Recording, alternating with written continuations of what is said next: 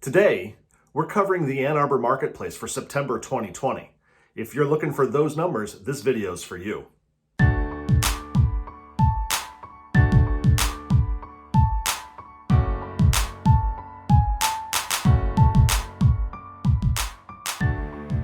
Hey folks, welcome.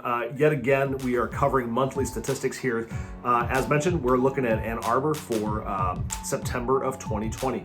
We're comparing September 2020 to September 2019 for the Ann Arbor marketplace, specifically the city of Ann Arbor, that is. Some fascinating numbers here that I'm happy to share with you, and would love to be able to dive into deeper numbers with you if you like about the city of Ann Arbor, or let's talk about other municipalities that you might be interested in. But let's get into the numbers, right? So, September 2020 in Ann Arbor saw an increase of 13.81% in the average sales price. Doesn't seem that significant until you get the hard number. The hard number is that the average sales price in September of 2020 compared to September of 2019 was $426,418. That's right. $426,000 was the average sales price of a home in Ann Arbor for the month of September of 2020. What's interesting to that, I would argue, is looking at the median, right?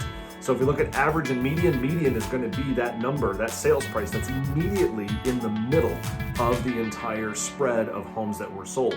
The median sales price in Ann Arbor went up almost 5%, 4.91% compared to September of 2019, to a median sales price of $355,000. Fascinating. So the average and the median are both moving up. I think that's a very safe bet that the average, not just the average sales price, but home values, period, are rising in the city of Ann Arbor in spite of the pandemic that we are going through.